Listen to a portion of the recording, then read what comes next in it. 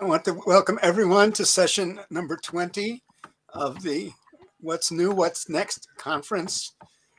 One more testimony to the centrality of the POLIN Museum in making Poland once again a center for Jewish culture in many of its expressions. In this conference, we're seeing the academic expression. We have today 3 lectures. Each one will be 20 minutes. I will respond, and then we will open it up to questions and comments. We are changing the order of the speakers due to technical difficulties. Our first speaker is Aivaras Poška.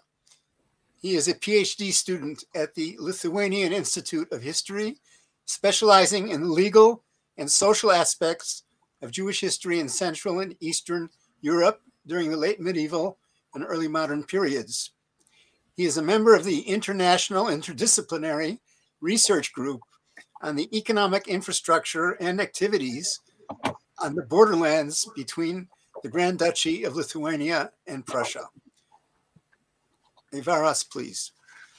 Thank you, Moshe, for my presentation. So, good evening for all of you who are listening of this panel. So, today I would like to present our project at the same time, but I will talk about the inns by the water roads as a supplementary river trade infrastructure and its modus operandi during the second half of the 18th century. So to begin, it's that during the early modern period, the movement of goods and people were nowhere today's pace and scale. So the travel itself was a fatiguing and costly process, which was highly affected by the nature. Thus, in such a slow-paced world, infrastructure was a key to a successful and safe travel. Historians agree that inns were one of the most functional objects during this period, where people not only consumed alcohol, but also communicated, shared their ideas and plans, and get needed rest to continue their travels. Traditionally, we associate inns with the inland trade as a vast, unpopulated distances and relatively slow speeds required certain safe points to rest, and if needed, to change horses. Polish and Lithuanian historians already analyzed social and economic functions of the inns and their role in the land trade. However, as a bigger part of raw materials that were grown in Grand Duchy of Lithuania, which mostly consisted of grains and timber, were exported through the main water roads. In case of GDL, one of them was Nominous River, also known as Neman or Memel River. Sources of the 18th century mentions inns that are being located near the main rivers, automatically raising questions if these inns, by their function or modus operandi, they are an integral part of the river trade infrastructure, or it's only serviced inland trade. In this presentation, I do not have the ambition to reconstruct the whole network of inns located near the main water roads, but I will concentrate more about their functions, their possible role in the river trade, which could give us new insights and perspectives on how infrastructure interacted with the different economic activities and people who participated in them. The main questions of this research are, did these inns function differently or offer different services that were connected to the river trade? Did they had different modus operandi that differ from land located inns? Geographically, I will focus on inns located upstream of the Ammonous River, from the port town of Kaunas to the Prussian border. I will try to answer aforementioned questions by analyzing different sources of economic nature from the second half of the 18th century, which are the Jurgita's land inventory from 1775 and Radziwill and Sapiega families' river trade income and expenditure registers that almost cover a period from 1758 till 1788. Even though Jurgita's land register mostly contains information about the taxes paid and duties performed by the residents of Jurgita's town and peasants from surrounding villages, it also contains information about the network of inns in this region and the arenda fees paid for them. Despite the fact that this source could not provide us with a view of what was inside of these inns, it helps us to localize these inns, which in the context of this research allow us to answer whether inns were present near the Ammonous River. The second group of the sources is the Ammonous River trade income and expenditure registers, which were compiled by Sapiega and Radziwill families officials, and covers the period from 1758 till 1788. These sources allow us to see how nobles organized their exportations of goods, mostly grains and wood, through Ammonous River, and also whether during this process of goods transportation there were economic interaction with inns located near the Ammonous River. However, it should be noted that informativity of these sources greatly varies from year to year due to different nobles officials who compiled these documents and due to the different accounting practices. Yet these sources manage us to give us less precise image and give us a basic knowledge about how the river trade was organized and whether these inns could be perceived as a part of an integral part of an Ammonous River trade infrastructure. The function of the inns had attracted some attention from researchers in the past. Polish and Lithuanian historians focused on the social aspects or focused more on the role of the inns in the land trade. Yet these works do not analyze inns as a part of the structure of a water trade. Thus, analyzing inns' interactions with the river trade would allow us to get a better grasp if inns were an integral part of Ammonous trade, and if yes, what kind of services it provided. So, first of all, to begin us, we need to raise a question. Where were inns by the rivers? So in historiography, it's accepted that inns were one of the most important social centers in the fabric of a town or a village. As historian Daniel Maudlin even states that inns were the most useful buildings, differing from other public objects, such as markets, churches, courthouses, as they functioned throughout the day, and at the same time they offered a wide array of services. Without a doubt, an inn was a multifunctional object which provided services to the locals and travelers. However, usually when we are talking about the inn, we associate this object to the village or town or merchants who travel from a town to town, but not with those who travel in a vessel. Without ambitions to create the whole network of inns, we need to look how many of them were there. Inventory of Jurgita's region, which is adjacent to the Prussian border, gives us a glance at the network of inns in this border region. In total, a register mentions 26 inns, 4 of which Jurgitas, Kukarske, Romaniške, and Kiduliai were located near the Ammonous River. Also, 4 inns, Kirkliai, Šilgaliai, Turčinai, and Bajorai, were mentioned near the Šventoji River, which was a part of a natural borderline with Prussia and flows straight to the Ammonous River. The Jurgita's region register also gives us numbers of arenda fees, which allow us to get some grasp whether inns located near the main water road were more profitable, having in mind that these numbers of arenda fees not necessarily directly translates to actual profits of an inn. According to the registers, average arenda fee of 4 inns, Jurgitas, Kuharske, Romaniške, and Kiduliai, was of 2,076 zlotys. In comparison, if we would account an average of all inns mentioned in the land register, the average was of 675 zloty. However, arenda of Jurgita's inn, which played the role of a regional center, highly distorts the image, as its arenda fee was more than 8 times bigger than the surrounding inns. If we would not include it into these calculations, Jurgita's arenda fee, the average arenda fee for inns near the Ammonous River would be 452 zloty, while rest of the inns 448. We see that excluding Jurgita's, the difference here very minimal, and based on these numbers, we cannot make strong conclusions that would confirm that inns located near main rivers were more profitable, or if they were, if it was due to their possible economic interaction with those who sail in the river.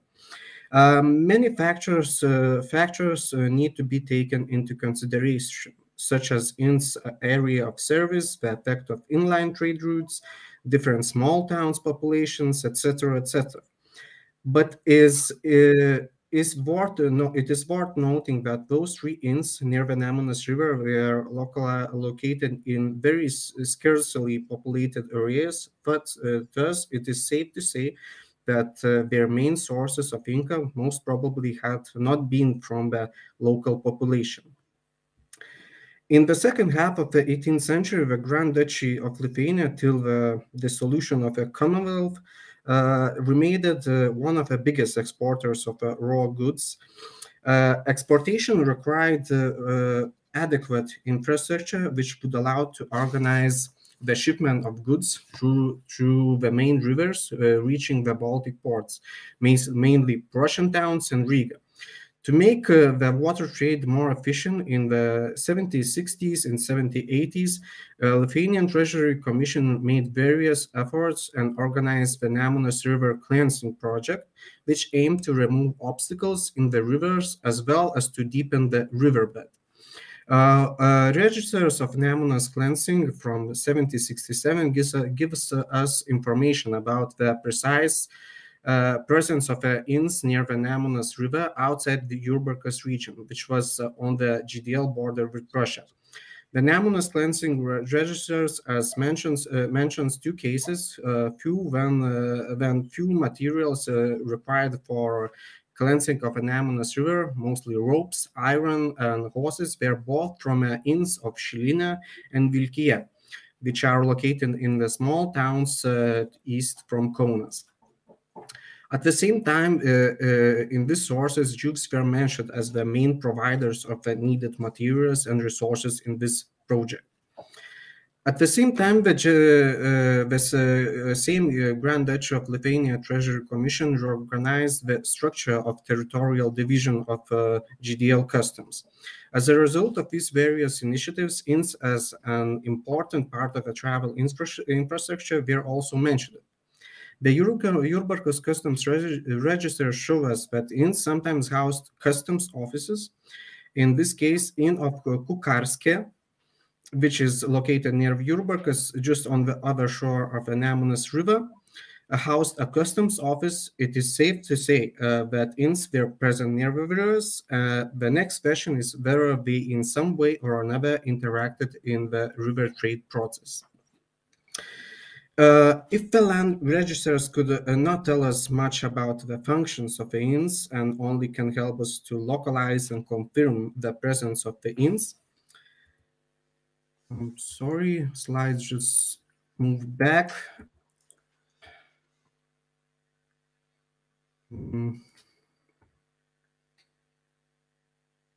Okay. Okay, so I will keep on. So the goods transportation registers compiled by the Radziwiłł and Sapieha families give us some knowledge about how exportation of goods was organized and whether travelers in some way or had interaction along the way with the inns near the Ammonous River. In order to see that, we need to take a better look of how river trade was organized. In the comparison to the land trade, the river trade by its nature required different services to be provided, and also it had different traveling specifics. First of all, sailing in the river was a continuous process which could continue throughout the day. It's also required different infrastructure, such as river ports, warehouses, vessels, constructions, and repair systems. It is also must be noted that besides vessels that carried goods to the nearby Baltic seaports, logs of wood were also shifted in the Ammonous River to the same Baltic seaports. Transportation of goods by vessels and transportation of food had different organizational patterns, but they also shared some common features. First of all, in both ways of transportation, their journey began from Noble's river ports. Registers of Sapiega and Radziwiłł family shows that materials for vessels or timber rafts building as well as food and beverages, usually fat, bread, salt, or alcoholic beverages, were brought into their river ports. In general, both modes of good transportation were organized similarly, and the stopping points were the same: Grodno, Kaunas, that were main river ports along the Ammonous River. And at the same time, taxes and custom fees were paid. Thus, the replenishment of goods usually happened at aforementioned river port towns. The last stop in the Grand Duchy of Lithuania was made in Jurgita, which was the last town to the Prussian border, but more importantly, there was the main river customs situated. From here, vessels sailed to Königsberg, while timber rafts to Rusne or Königsberg. However, there were some organizational differences. Coal travel by vessels usually took about half a year, and vessels, after reaching Königsberg, traveled back to their home river ports with acquired goods, while transportation of timber rafts usually was a one-way process. Without any doubt, these port towns were not only places where food and needed materials were acquired. Noble river trade registers lists separately travel expenses, in Polish expense podróżne, which consisted of various payments throughout the length of the travel made outside these two main Ammonous river ports. However, due to the nature of how these sources were compiled, it is hard to get the full picture of where and for which goods or services the money were spent. The informativity of the registers also varies from year to year, and in certain cases, the travel expenses were showed in the greater detail. However, while Sapiega and Radziwiłł families' river trade registers analyzing these registers, I was not able to find cases when the stops were made at the inns located near the Ammonous River to replenish their goods, food reserves, or to acquire materials required to maintain their vessels or timber rafts. Such cases were recorded only in previously mentioned Ammonous cleansing registers from 1768, when such materials like ropes or metal or wooden rods were acquired from the nearby inns run by Jews. However, trade registers uncovers the whole mechanism, which demonstrates how the replenishment of these vital resources was organized without stops at the shores of an Ammonous river. Vessels or log rafts were accompanied by the carriages that followed them by the river throughout the travel. Excuse me, Aivaras, you have 1 minute. Okay. Those who traveled on the shore consisted of trade skippers and who were the main organizers of the trade ventures, and also carriers who also transported certain commodities. Skippers hired carriers who were responsible for carrying goods as well as supplying the crews on the river.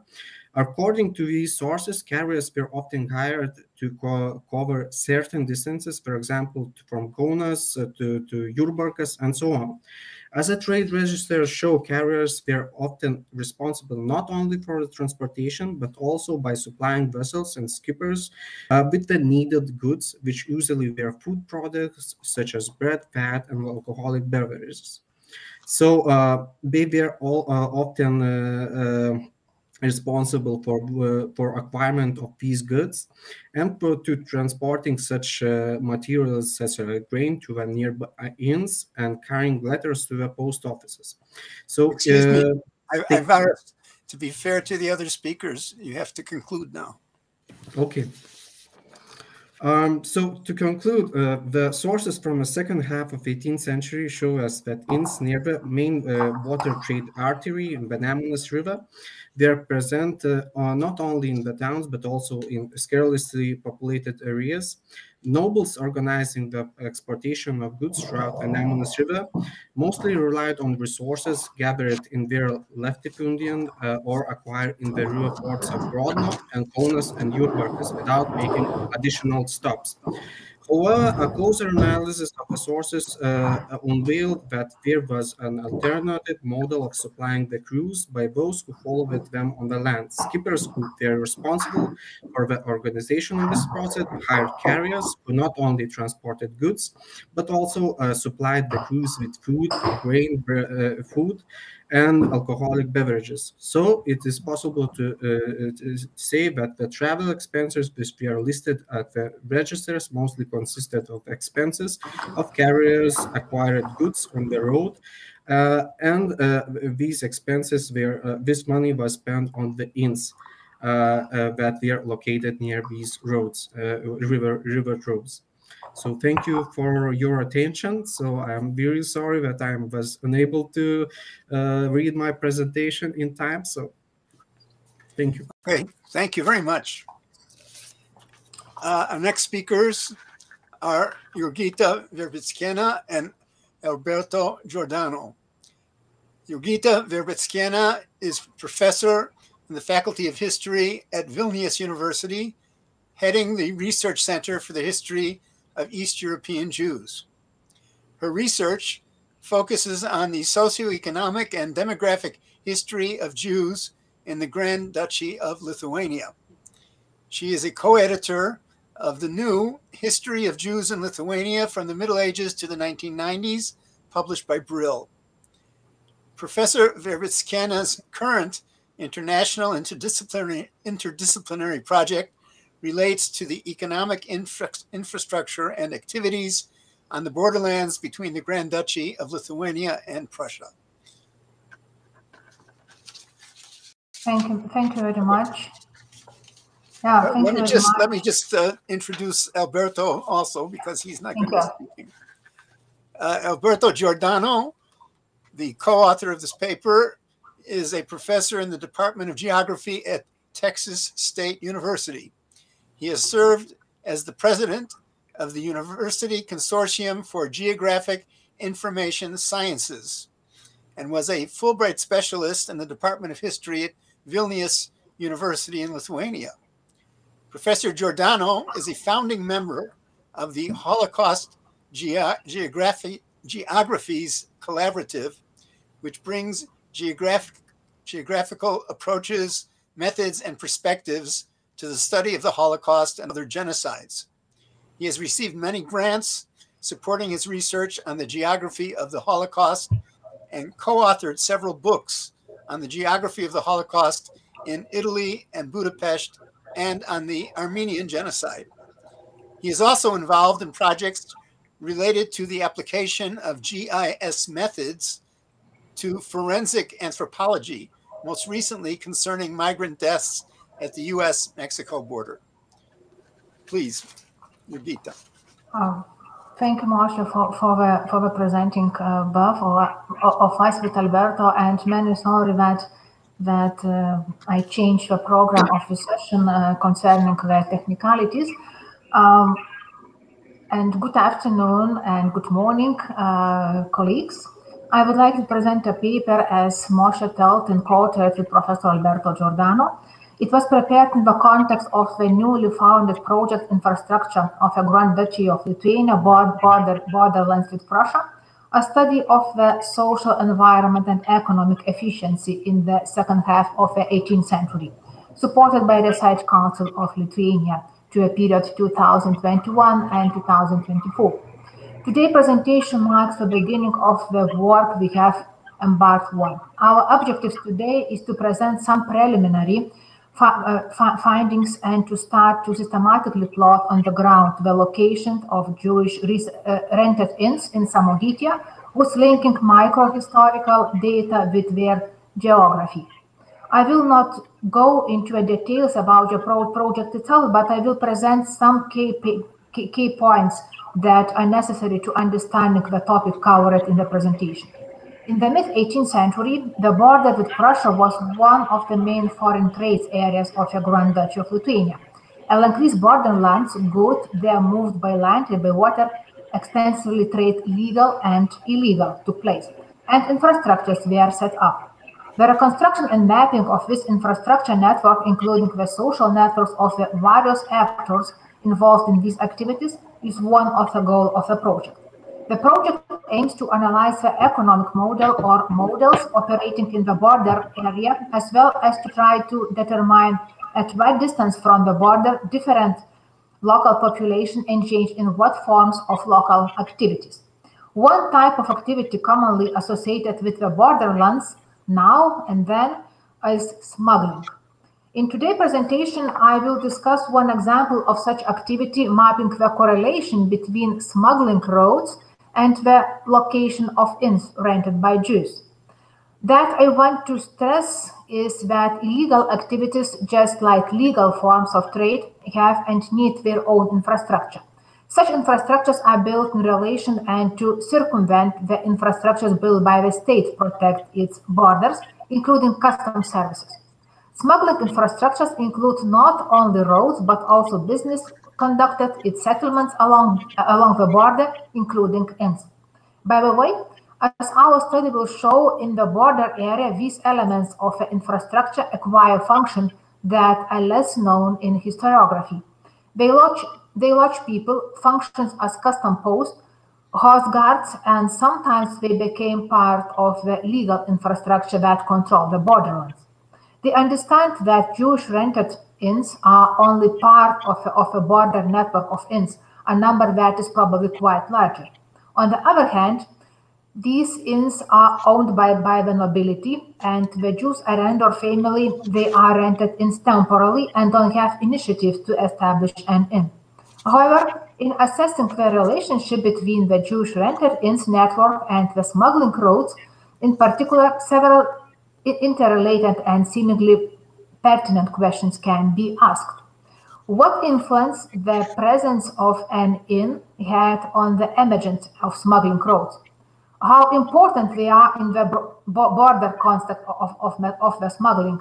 And broader question for future research, what was the role of the inns and the people associated with them in the economic activities, legal and illegal, taking place in the borderlands? Starting to answer these questions, even in a preliminary form, would provide a better understanding of the phenomenon of inns, the economic activity of Jews in the border area, and their historical and geographical context. In the following paper, we will try link multi-level data using by combining historical research with mapping, geovisualization, and spatial analysis. As an example of Spatial Humanities project, more specifically on historical GIS, our aim was to, first, identify and map the location of smuggling routes crossing the border between the Prussia and the Grand Duchy of Lithuania. Such routes were at the time used for the transport of goods and the grazing of animals. Reconstruct the network of Jewish rented inns in Samogitia, measuring their density and location in relation of the official routes and the smuggling routes. For this presentation, we would not import into the GIS the location of border guard and customs infrastructure of the Grand Duchy and Prussia in the second half of the 18th century. But for understanding how dense this infrastructure there, I suggest to look on the map in the slide. This map was probably created in the intellectual circles of the Sapieга family as the entry, and I quote, Archivum Sapiežinskie Wrożany, end of quotation, in the left-hand corner of the map suggests. Wrożany was the main residence of one of the branches of the Sapiega family, And this was also one of the first ports used to move goods from the Nemunas River in Belarus to Jurbarkas in Samogitia and then to Prussia. Before presenting the observed trends and discussing the emerging challenges of this study, I want to define the geographical area of the study and present the sources on which we and the principles of the selection of the data contained in them. Please, next slide.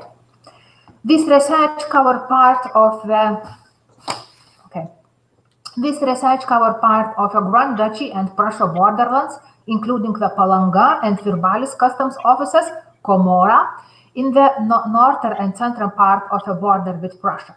Each custom Komora consists from a large number of smaller points, Przekomorek in Polish, sub-customs as specific customs posts connected to the network of a specific custom.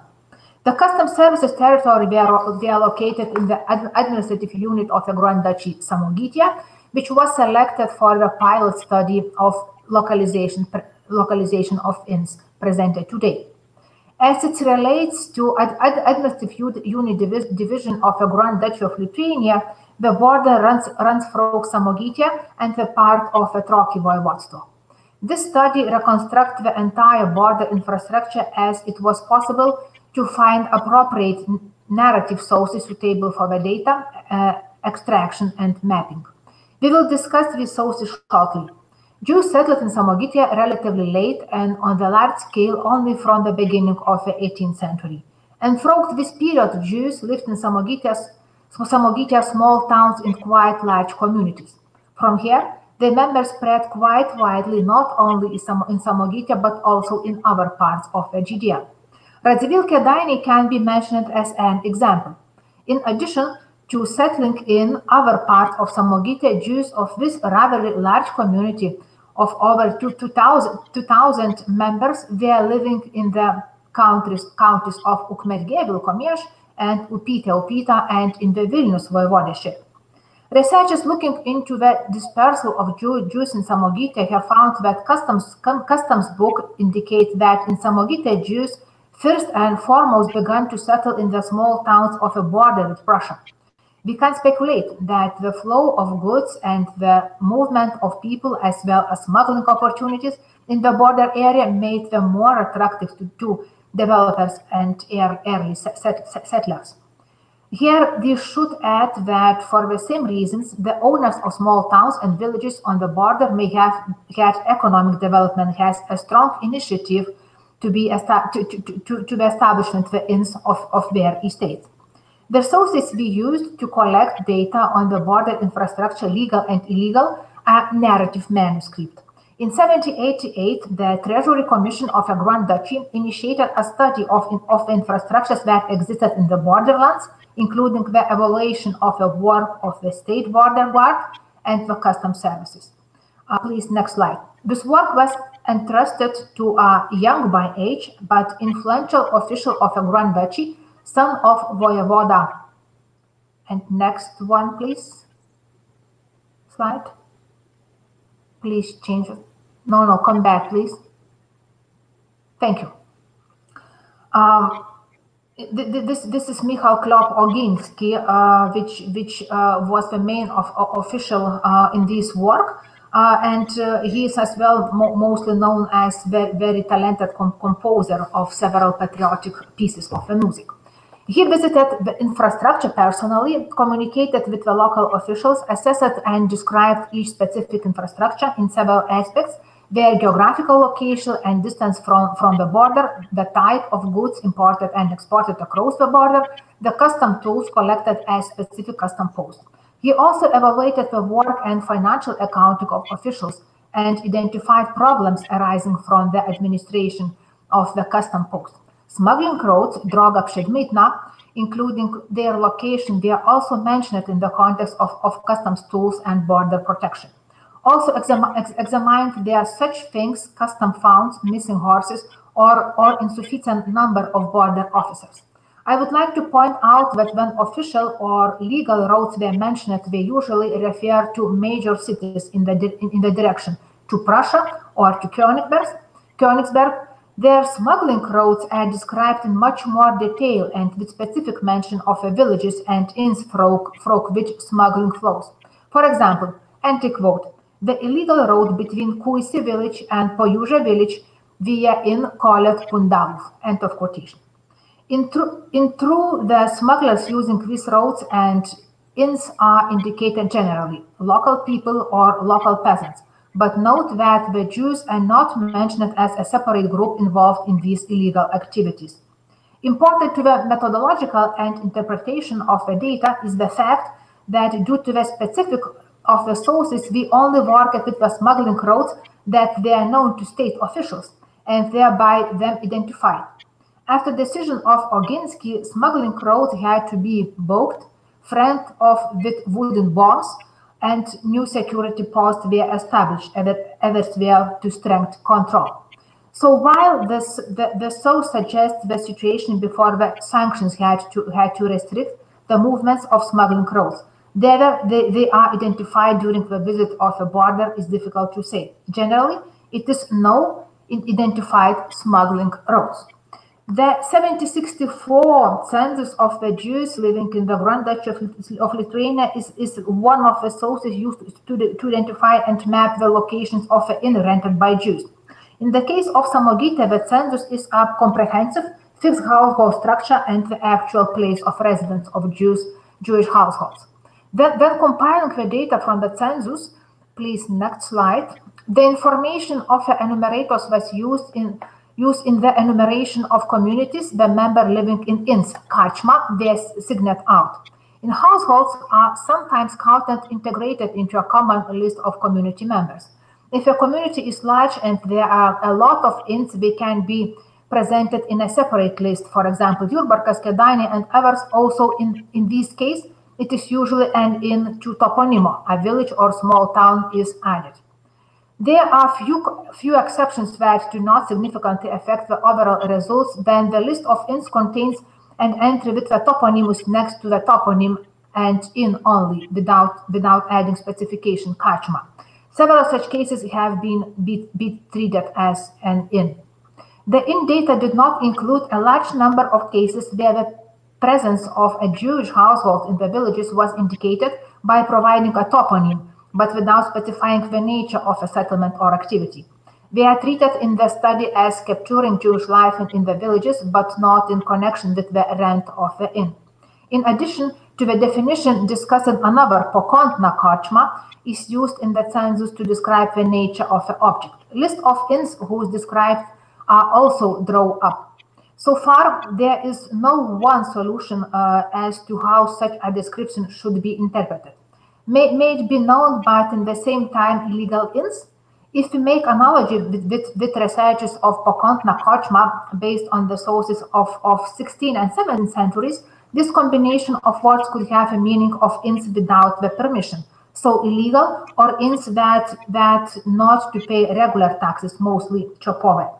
Members of the same Jewish community that could live in legal inns in the sources mentioned as karchma and in the karchma pokontna.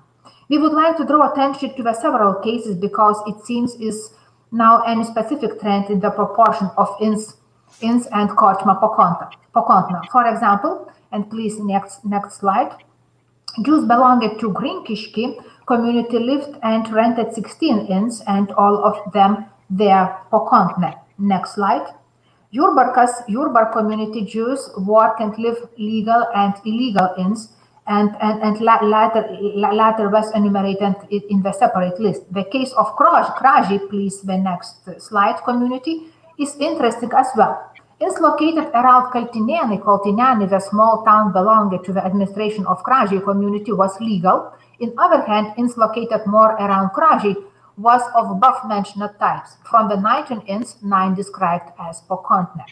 Then working with historical geographical data in Spatial, Humanities, and Historical GIS projects, recruiting issues concerns the exact location of a historical source.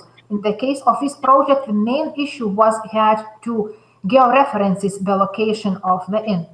Here we had to deal with two main issues. The first concerned the historical source. 1764 census we used to draw the list of inns. To the contemporaries studying the census and with knowledge of the local area at the time, the exact location of a small villages may not have been in question, or not really so. For the contemporary researchers, the passages of time at the tragic history of the Jews in this part of Europe mean that it's very difficult to match the current geography of Lithuania with that of the 70s-60s.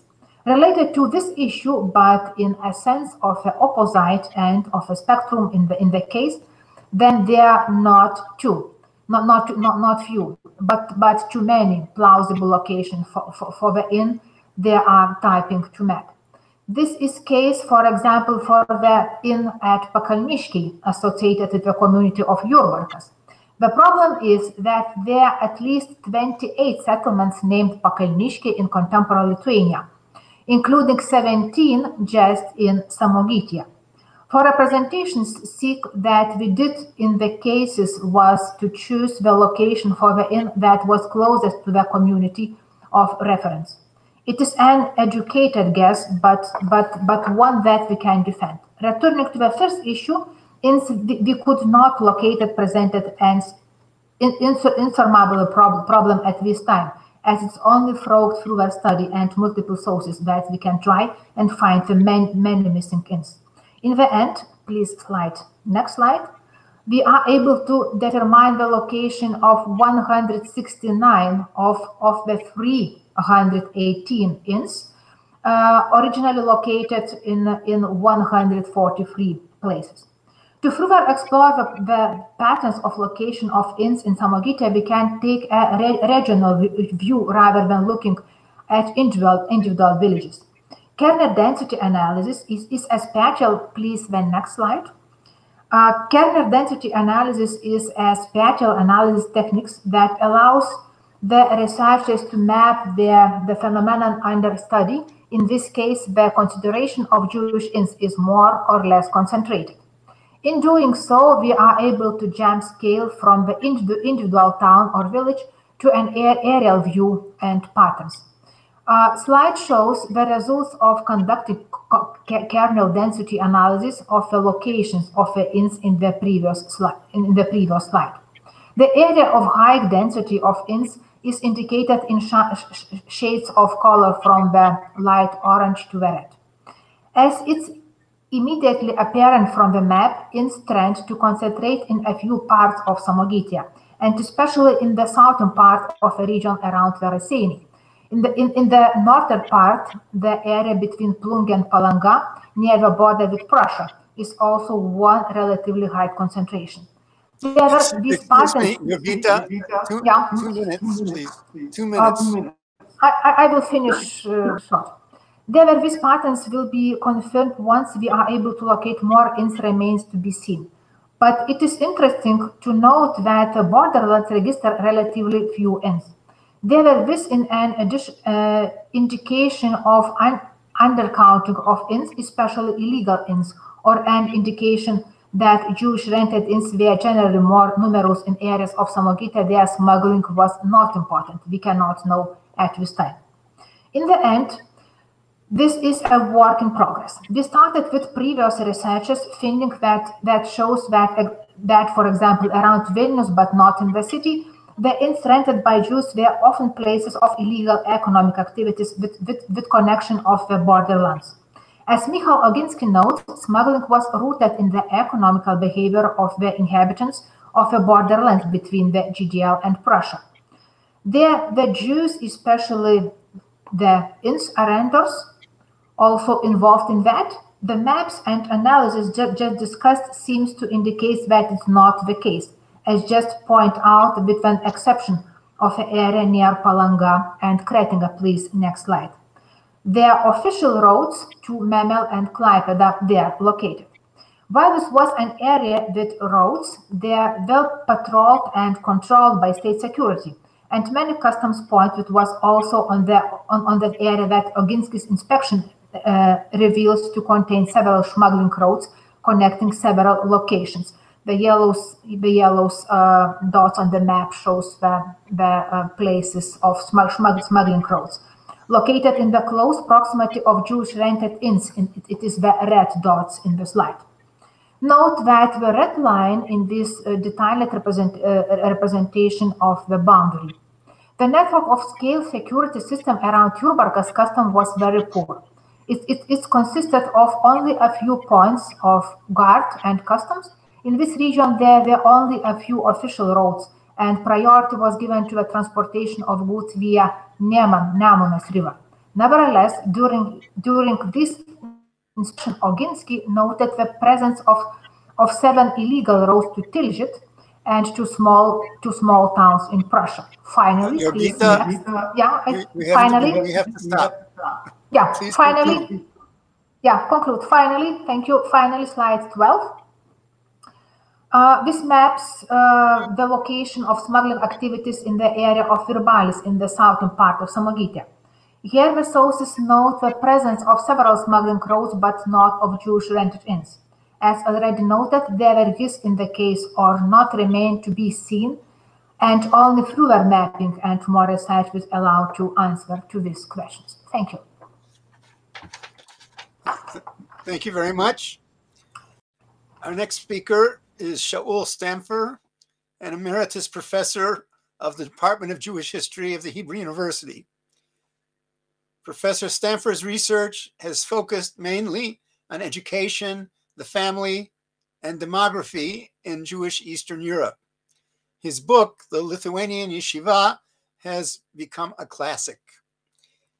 He also carried out an extensive study of the story of the Khazar conversion to Judaism, something which never happened. Now he's working on the economic history of the Jewish community of the Polish-Lithuanian Commonwealth, which definitely did happen. Shaul.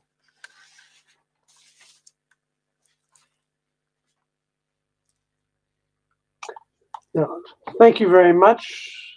I hope you hear me. I want to talk about a well-known topic, and that is the role of Jews as innkeepers and tax administrators in early modern East Central Europe. And I have a question, or two questions. Why did Jews dominate this field in certain regions? And why did this field become so important? Now, there is a well-known view that claims that there had been a major trade in exporting grain from East Central Europe to Western Europe, and this indeed happened. And when this trade declined, it left noble landlords with less income, and they developed the monopoly on the sale of alcoholic beverages, propinatia, to make up for this loss of income. And then one can add another view that since Jews were literate, they were ideal to run the system, and they did. I will point out some of the problems with this picture, although one thing is clear, and this I agree with. The employment opportunities offered by the monopoly system for the sale of alcohol gave employment for many Jews, and it was a key element in the economic structure for Jews in the early modern period. So here, it is necessary to look at the big picture. And for a while, I want to talk not so much about Jews, but about economic history in East Central Europe. As I mentioned, there's no question that there was a time when this region was a major exporter of grain. From the late 15th century until the mid-17th century, almost 200 years, it was the leading exporter. Now, during this time, peasants were growing grain on land that had only recently been put under the plow. It had sat for centuries rather dormant. And the ground, of course, was fertile. The result was that the peasants were successful to grow more grain than they could eat. The cities in East Central Europe were relatively small. There was an excess, and at the same time, the population in Western Europe was growing, and more people in regions such as the Netherlands were not farmers, but they were employed in manufacture, which means that they had to purchase food. At the same time, shipbuilding technology improved. Ships that were bigger than in the past were built. They relied on sails for power. They could carry bigger loads. Shipping was expensive, but if the cost of grain production was low enough, export could be worthwhile. And thus, grain from East Central Europe was shipped by rivers to Baltic ports, very often to Gdansk or Danzig, and from there on the big ships to Western European ports, notably to Amsterdam. This was done within the framework of the Hanseatic League. Burghers of East European cities were not allowed to take part in this trade, and Jews were certainly excluded. The trade was for nobles. They brought the trade to the ports, and there they sold the grain to agents of West European traders. The nobles did not try to market their produce themselves in Western Europe, which would have gotten them much higher prices. They were satisfied to sell it in the East European ports. Now, this had a major role in the rise of Amsterdam. It's a separate topic. What is important is that much of this grain did not go for food, but it went for the production of gin in Amsterdam, which is called there Genever. Now, in the mid-17th century, long before American grain reached Europe, this export dropped. It collapsed. It is some sides said that agricultural advances in the Netherlands led to a decline in the market. But a careful examination of the dynamics in Western Europe showed that imports continued, except they weren't from Eastern Europe. Now they were from England and Western Europe. Why? The free market for grain in England stimulated production by free farmers. In England, the farmers were not serfs, but they were free. And this produced a surplus because of use of more effective methods. Some of the surplus went to London, and it was used there to make gin.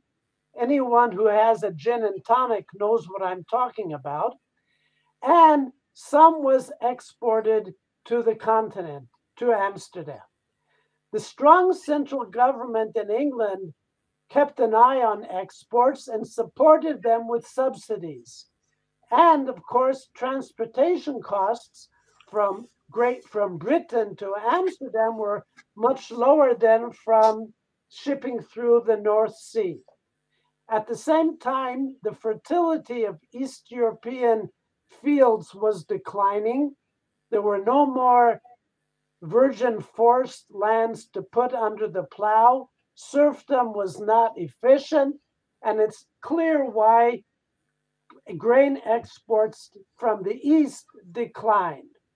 Now, what is often neglected when people look at the trade is not the export from East to West, but what happened when the ships that brought the grain from Gdansk to the West, what happened when they came back? They didn't come back empty.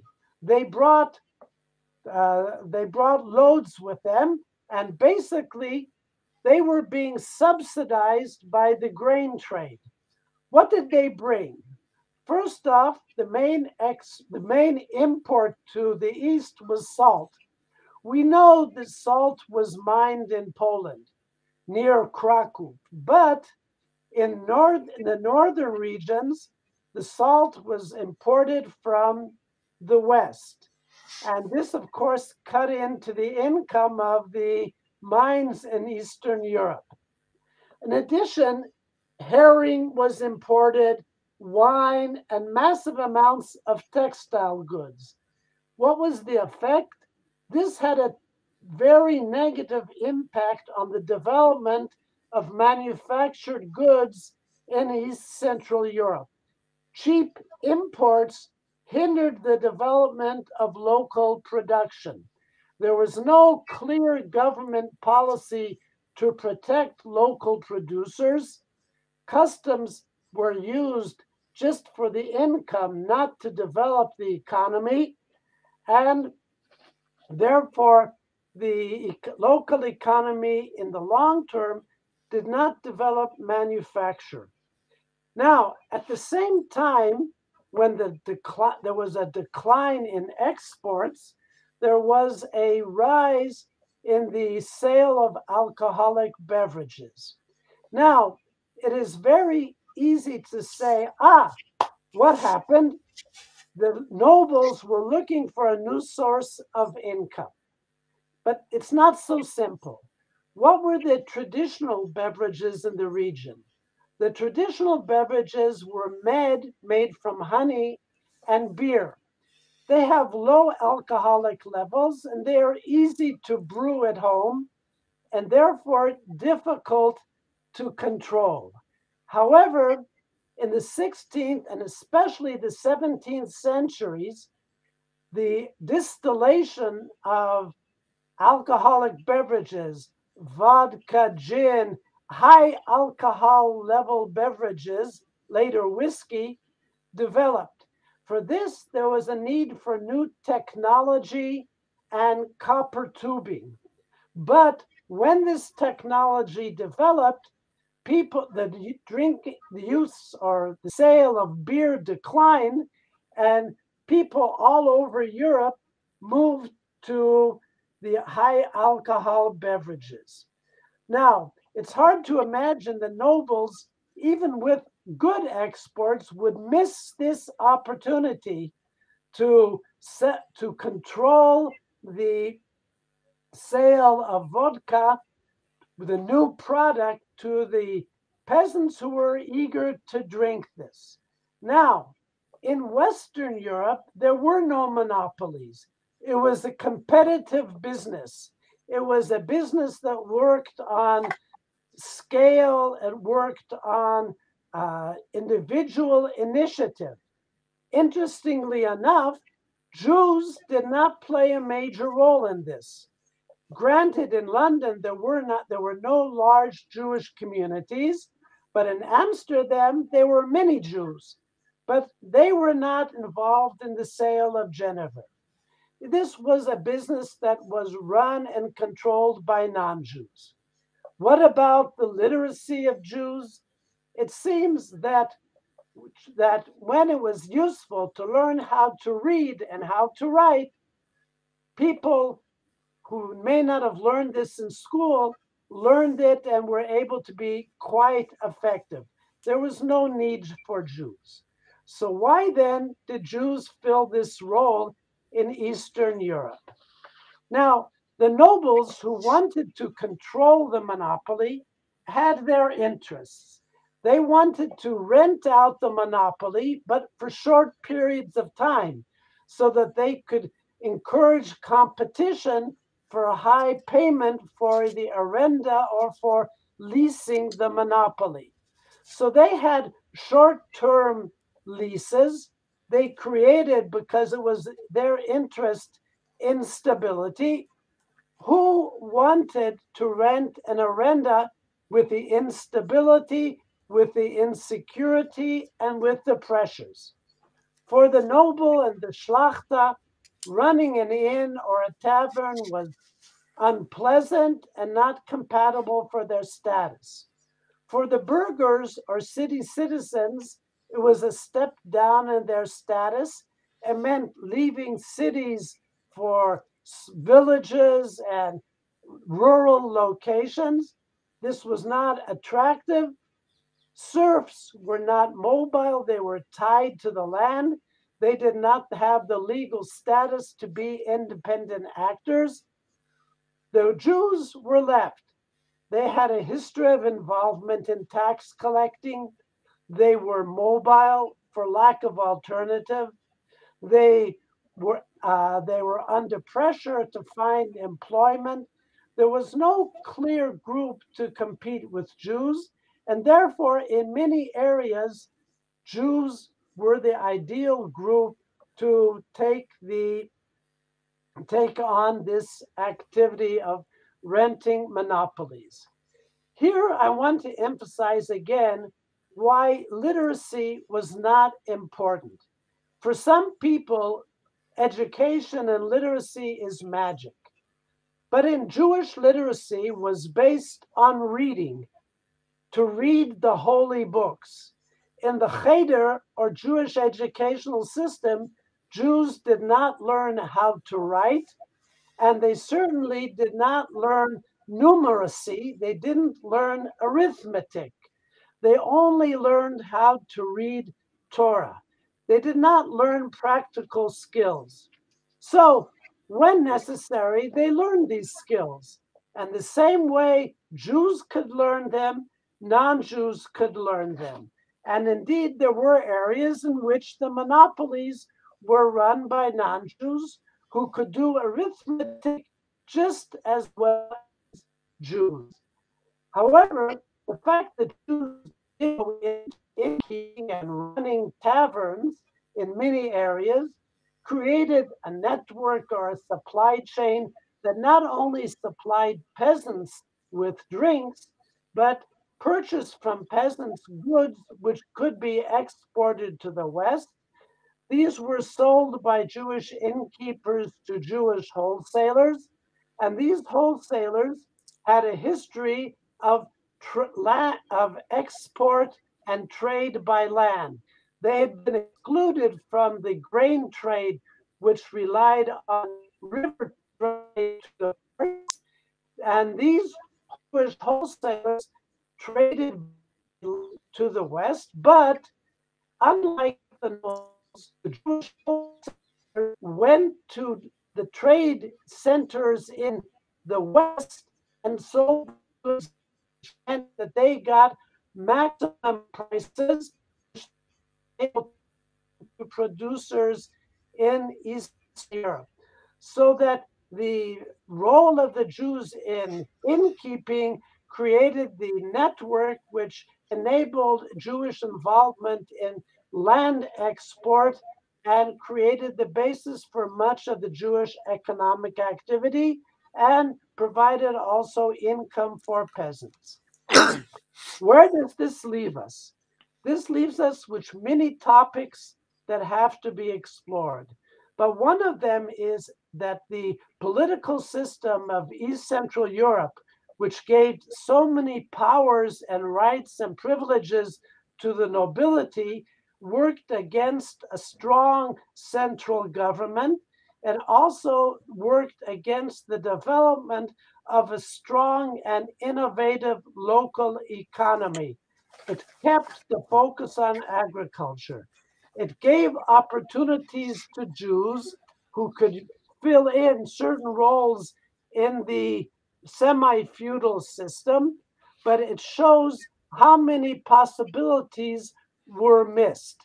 The role of the nobility had a crucial impact on the future of the political and economic status of the region. What I've done and found was new to me, but not for historiography. And there has been an emphasis on looking at the big picture and not just at focused and defined topics. This, I think, can, together with traditional approaches, lead to the better history of particular groups such as Jews, but this has to be done within the context of broad developments and issues, and not solely on the basis of looking at the Jews themselves. I must say at this point, thank you to the organizers of the conference for hosting me, particular to Moshe Rosman, who in his book, The Lord's Jews, influenced me far more than I ever realized. When I reread it recently, I've discovered how many of my ideas were simply ideas that I had picked up from Moshe's book and incorporated in my point of view, so that it's certainly the starting point for anybody who wants to understand this phenomena. And there's much more to be done. I posted my address. I would be very grateful if any of the listeners who have comments and suggestions would contact me. Thank you very, very much for your attention. Thank you, Shaul. My name is Moshe Rosman. I'm a professor emeritus at Bar-Ilan University's Jewish History Department. So it's my turn to comment. First, I'd like to comment on the surprises that I found in each of these papers.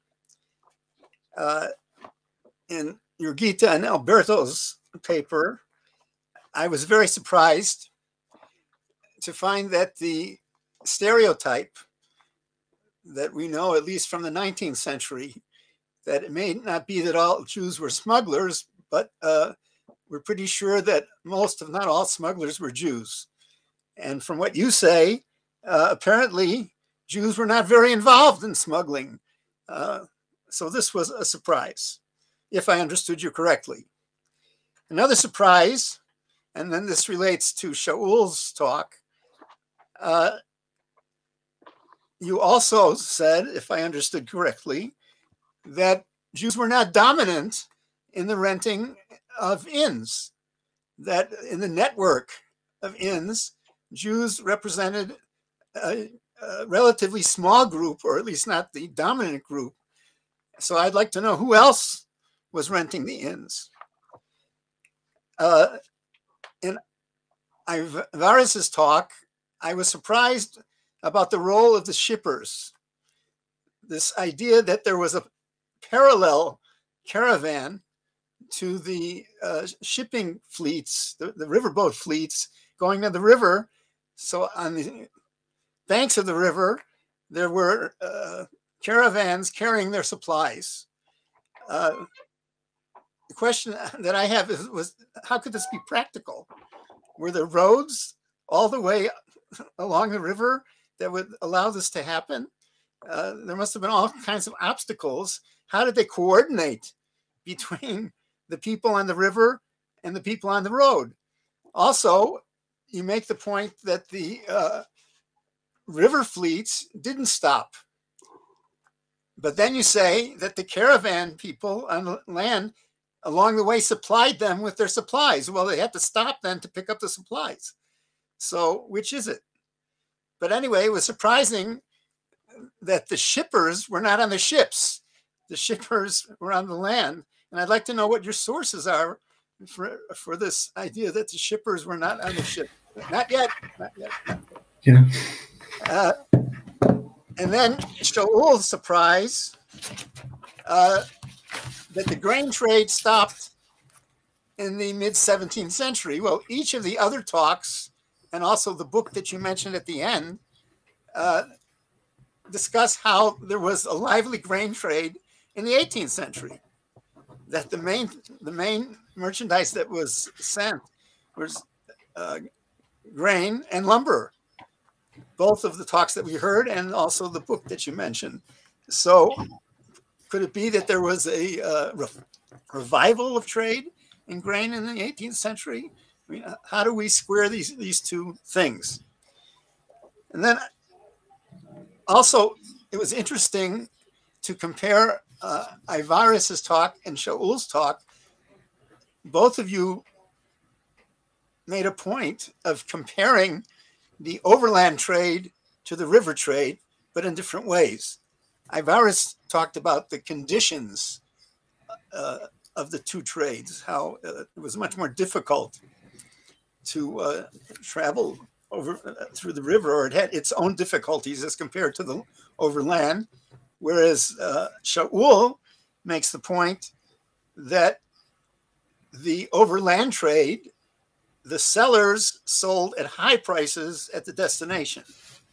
The river trade, the sellers sold at relatively low prices at the point of origin. And this is a very interesting idea that I admit never came to me. Now, I'd like to talk about each separate talk. First of all, I want to thank all of you for sharing with us work in progress. We're really getting cutting edge research, which gives us an opportunity to compare to things that we thought we knew. So first of all, with Jurgita and Alberto's talk, the Oginski source, what is it? Is it a report? Is it a series of reports? Is it letters? What is this? And I think part of the methodological questions that you have can be answered, at least partially, by analyzing what is this source. Now, the whole question of Pokontny Karchma, what is an illegal Karchma? I thought that every Karchma was owned by the Właściciel, by the noble owner of the territory, wherever it was, the latifundium. So how could it be illegal? The owner would want to get his taxes, his cut, whatever, and would crack down on it. And it couldn't be that these things existed so openly that they could be noted, described by Oginski when the local owner knew nothing about it. So what exactly is, even in theory, is an illegal karchma, whatever might mean.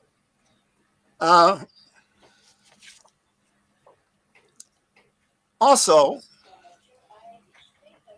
how accurate or how sophisticated are the records? In other words, might it be, as Aivaras points out in his talk, one clerk records things one way, another clerk the next day records it another way. So somebody might just say karchma, another person would say Pokontny Karchma. Digital humanities demands precision, demands consistency. But in fact, in general, people are not consistent. And certainly in the 18th century, people who kept records were not as particular about it as we would expect people in the 19th century even, and certainly in later centuries. So are we perhaps asking too much of a source? Now, Aivaras, you mentioned in your talk that we know a lot about inns that are inland, but not much has been said about inns on the river. But we have one source, at least, that really gives us a interesting description of an inn on the river, and that's Shlomo Maimon's autobiography. His grandfather had an arenda, which included an inn in Zhuka Borok on the Yemena, did I say that right, river? You have to forgive my Polish education. Zhuka Borok on the river, and he gives us a very nice description. In fact, he talks about the shippers flirting with his mother, who was serving them liquor or whatever. Obviously, these are the people that you were talking about who were getting their supplies at his grandfather's place. And he also says that if his grandfather had been a good businessman, he could have been rich because of having this inn on the river. Which brings me to another point, and that is, if I heard correctly, you only said the word Jew once in your talk. And I would like to know, what is the relationship now of Jews to these inns? Or are you going to tell us, like Alberto and Jurgita did, well, really not much? And for Shaul,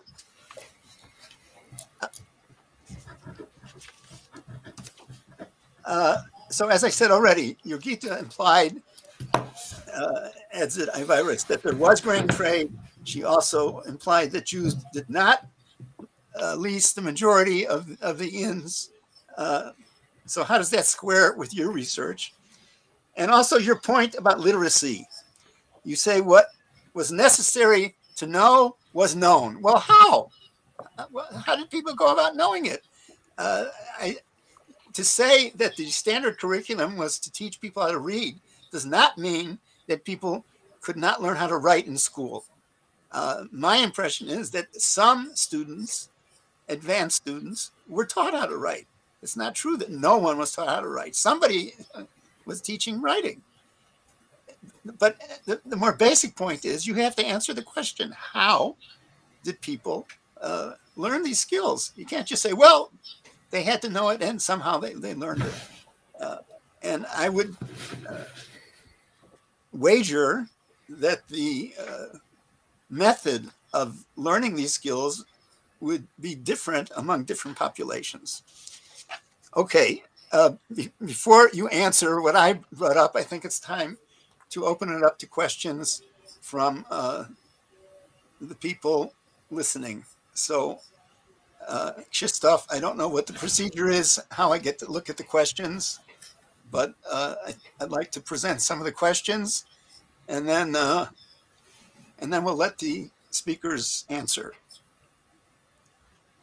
Krzysztof? Who will be the first?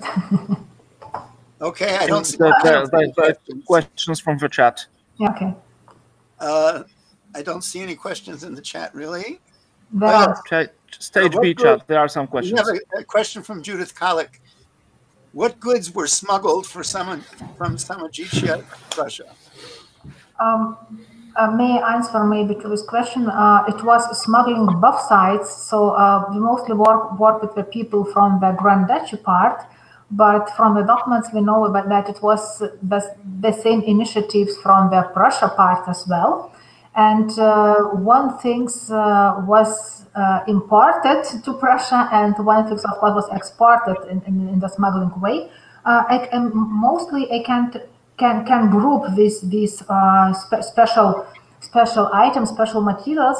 Is mostly cannabis that was go from Lithuania to Prussia, then the poppy, and mostly animals.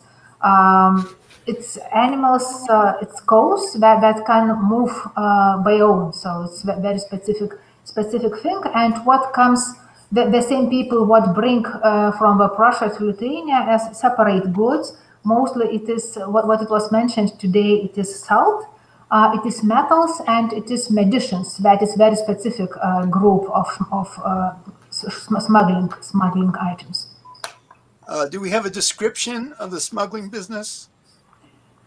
Right now, we don't have a description of a smuggling business, but what we try to reconstruct the network of smuggling business. But some information we have. We know that it was mentioned in the document, and it's exactly an answer to the Moshe's question that we use revision inspection made by Lithuanian Treasury Commission. It's a very official document made in the context of state reforms. Then the state started to look how to make a better finance situation and try to make different areas of state control better and better. So from this revision, what we know that some smugglings happening in the night. It's mentioned in the revision.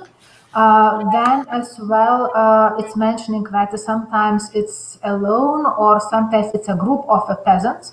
So it's somehow organized smuggling, what we can see in from the sources. Because of course, if we talk about the several codes that try to go through the border, it's not enough one man or one woman. So it's really a very interesting question, and we will work on that. Okay, we have less than 10 minutes left. So I would like to ask each of you to respond now to everything I said and to the questions or asks until now. Alberto, please. Yeah, if I can make a very quick, this is a new field for me, of course. I'm not an expert on this, but to your point of the geography, in the sense of the location of the inns, the slide that we showed here, just basically the one with the density, seems to indicate that they were not around the border. Now, that slide was built only with the location of the known, the about, about the ones that we locate, the 163. But if you look at the first map that Jurgita showed, that basically showed the number of inns per community, just the community inns, that we can, perhaps thinks that they would be in the vicinity, the general vicinity of the community. That's what I understand. That pattern is confirmed, except for the area in the north around Palanga and Kretinga. So even if we couldn't locate all of the 318 inns in the source, if you shift scale from the location of the inn to the location of the community, that is confirmed, at least for the sources that we have. The vast majority of community inns, located, related to a community, were far away from the border areas. Okay, let's give everybody a chance. Aivaras, would you go next? Yeah, of course. About shippers and their travel on the land. Well, I don't know about how other noble families organize their trade. Well, shippers, in most cases, they are nobles. So the traveling on a vessel is quite unpleasant thing. I get this information from these sources, which are the registers. So we mentioned that there are rented horses in some places, they are rented carriers, and these carriers, for example, they brought grain to the nearby mill and so on to get a flour. And in certain points, for example, the Kaunas, Jurbarkas, and so on, they got bread. So it functioned like this. About these roads, network of roads, I don't think that they traveled along the river all the time. There were roads along rivers, as Thomas Schelke's research shows, but it was not necessary to follow by a river all throughout the travel. So, besides that, about that, these stops. So I said, yeah, I haven't recorded those stops being made at the inns, but it might be as a result of informality of these sources. Because it's usually they only mention 3 or 4 places which are in these locations, customs or other things are being paid and so on. So it might be that these sources are not gives us not very clear image how this processes, but it's just more research need to be done. But at the same point, I think such a large stop wasn't beneficial for our travelers. So we wanted to organize their travels with at least a few stops as we could. And also this making a huge long stop required some infrastructure, for example, river port or something. So it's quite challenging. So stopping one boat to get most needed resources such as grain, alcohol, bread, and so on was easier to be done. And later other ships could share these things, because we see from these registers that ships along the way they carried different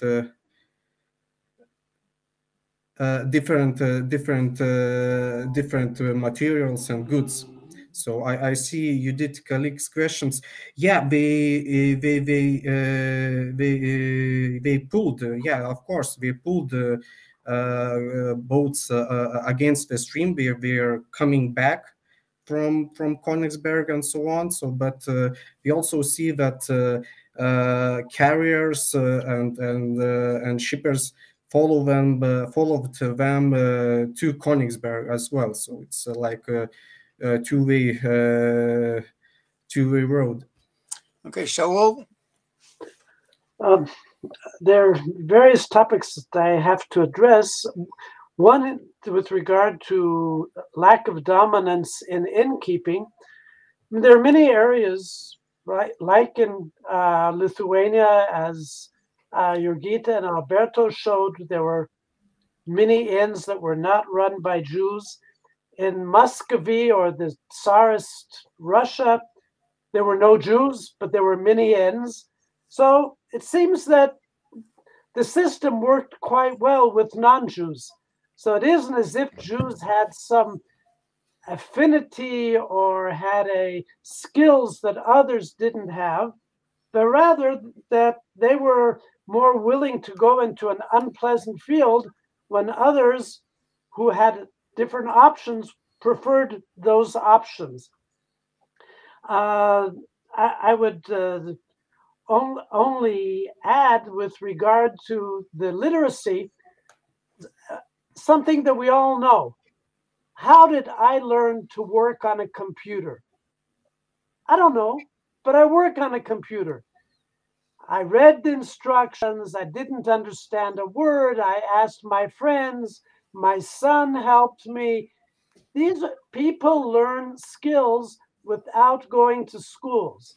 Now, people who teach in schools have this idea that if you don't go to school, you'll never know. But the truth is, despite the fact that we go to school, we do know things.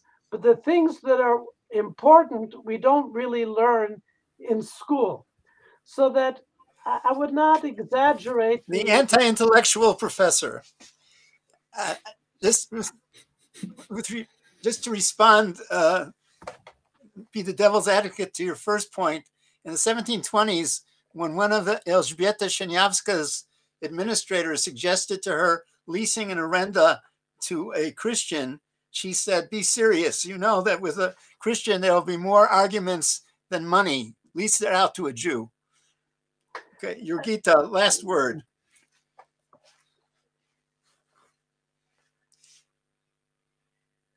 We don't hear you. Jurgita? Yeah, okay. So Moshe, thank you for the comments. And I would like to come back to the most important question today, maybe, how we understood the insurrecting and how many Jews was involved. I would like to just suggest broader context and to not forget that in East Europe, in Polish-Lithuania Commonwealth was quite a big number of nobles without estates, that it was free people. Our thing what we have, it is free peasants, that it usually is forgotten in the context of the content of society. So it was more free people without connection with the nobleman or without the nobility, or with with nobility that was able to rent a inn and to work in such places.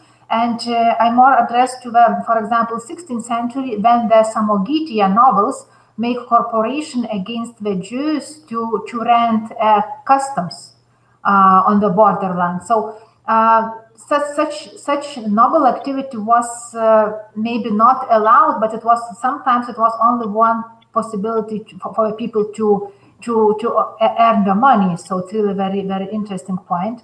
And concerning Korčma Pokątna, so I understood that it's not the last word, it's the second last word. But Korčma Pokątna is as well a really very interesting point. It's not well discussed in the historiography, but it's mostly connected with the situation probably with the 18th century, when the state goes to more control in the alcohol production and selling monopoly, and started to to keep some taxes for that. And it was some instructions about the distance, what distance could be between the different inns and so on. So it's mostly connected with the end of the 18th century and with the state control and tax control inside of the state, probably.